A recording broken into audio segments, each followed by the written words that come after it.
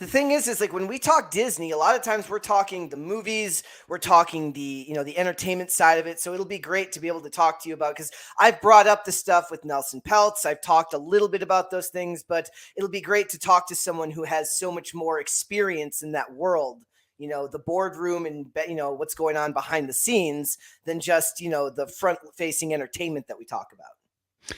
Well, and that's kind of always what I've tried to do, is to bring a different side of things to the entertainment discussion, because I feel like for folks out there, if they understand where to follow the money, as it were, and understand how it works from the business side of things, we start getting an understanding of why things look the way they do, or the type of movies they put out, or TV shows, or things like this. Why do they do the things they do? All the questions about how did Batgirl get canceled? Well, because they needed to write off the $90 million, and they could, And they wrote off a whole lot. Warner Brothers wrote off so much this year and ended up saving so much money, which is why, they were talking about what it was that they were one of the few services this year that actually was net positive by just a couple of $1 million on Max, but that's because of how much they had to write off and how much they had to pull out. And the whole Coyote versus Acme thing is insane to me. Like the people are crazy about, the people who are really pissed about that show, about that movie not coming out, are really, really upset about it. Yeah. And I understand it. I would have loved to have seen it, but sometimes in that world, you have to make decisions that are going to anger folks, and they're going to cause questions, but you have to do what you have to do, because guys like David Zaslav, one of the things with him is he is all about returning to the shareholder, which is what you're supposed to do as the CEO of a big company like this. If you're a publicly traded company, your number one job is to the shareholders. And I realize that a lot of companies out there in the entertainment industry don't feel that way.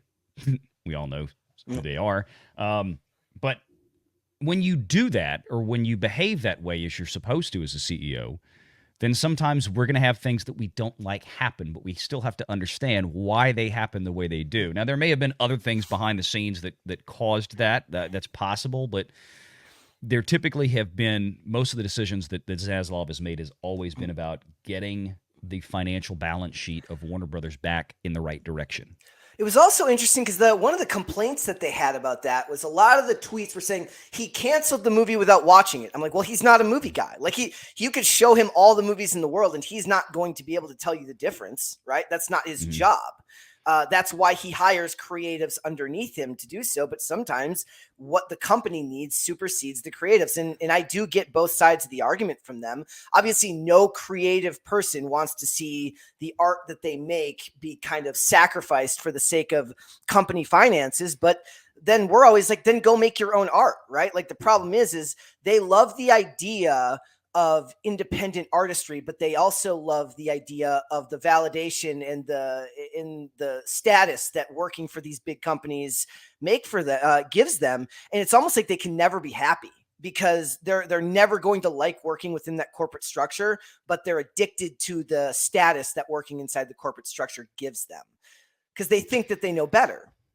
Well, especially nowadays, right? Because a lot of these folks think that, well, they're working there, they're the creatives, they should have just as much say and power as the people they work for. And it's like, no, that's not actually how it works. Nope. And then you've got the other side of the issue to where when you look at, you look at Disney, where Bob Iger is very much involved personally at the creative level, has always fancied himself as being directly involved at the creative level. And we kind of see what happens with that. Well, and for Bob Iger also, I mean, that's just started how long ago? Over a decade ago, long before it was really sticking out to people for most of them. But for companies like Warner Brothers, it's not like, it's also Universal, right? Like companies like Universal, which I couldn't, when we were talking about the salaries of the CEOs this past year, I was like, I don't even know who the hell's in charge of Universal. I know they're doing a hell of a better job than both Disney and most of these other companies. And I have no idea who is in charge of the business side or the CEO of Universal. It's Brian Roberts. Better. Yeah. It's Brian Roberts. It's right. Almost better, right? Like the fact that I can look at the post I made. I said, when I watch a movie, when I see the Universal tag that comes before the movie starts, it's the only company pretty much that doesn't fill me with immediate dread about what I'm about to watch, right? Because they have a better track record right now. Yeah, I think that's a reasonable assumption. And again, it's simply because let's just make good movies that are going to appeal to the broadest audience possible and go from there. Yep. And instead of, is Universal devoid of some of the politics and the DEI stuff? No. They just had a movie that came out recently that was right in that. I forget what it was. It was that.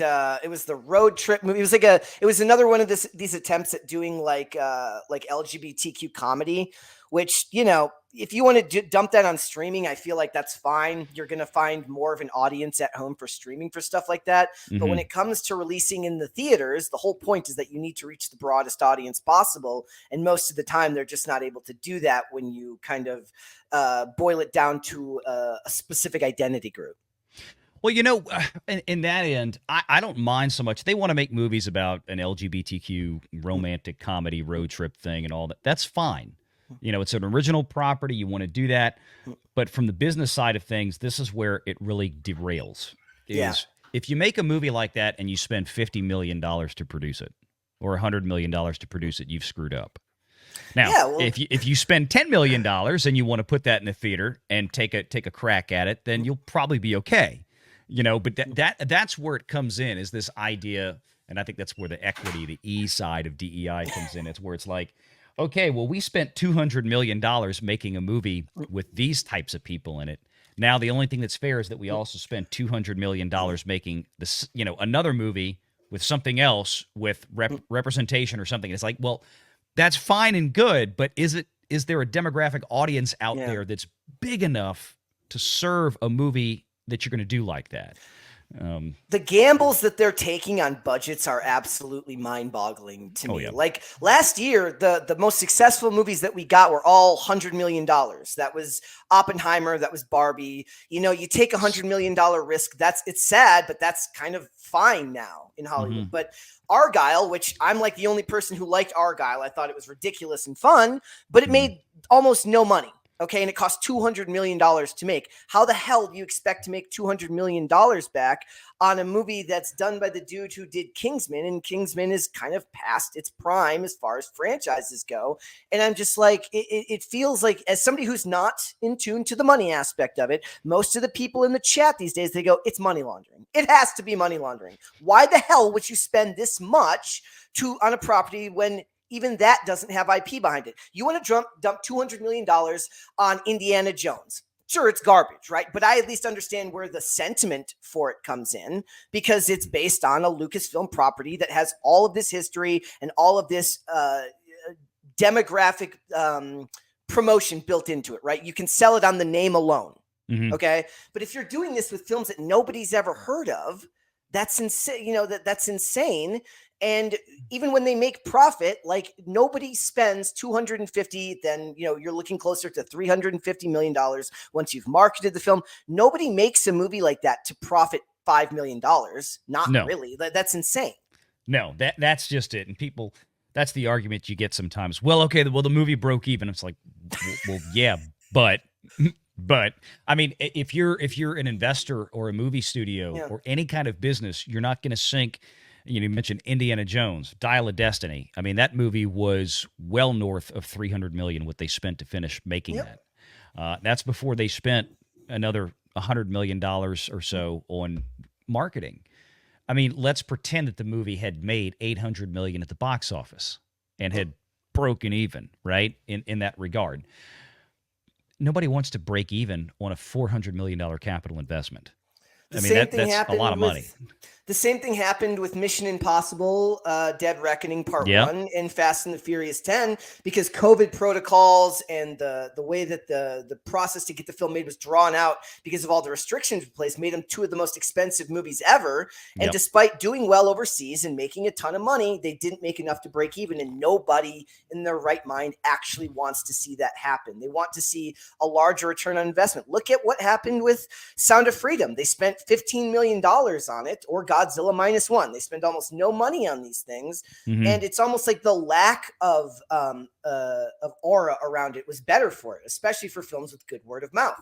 That's happening with Dune 2 right now. It had like a 50% drop only from week 1 to week 2, which means it did far better in week 1 than the original Dune was. And despite the high budget for it, you at least understand where they're coming from, because the director and the stars of the movie are some of the ones that are actually bringing people back to the box office. I mean, Timothée Chalamet, I didn't like Wonka. Other people liked Wonka, but it made more than enough money to break even and make quite a bit of profit because it had such good word of mouth. Now, if you're spending $15 to $100 million on something and hoping for good word of mouth, that's less of a risk than a $250 to $300 million movie that you're just hoping to God finds its audience and continues to make money.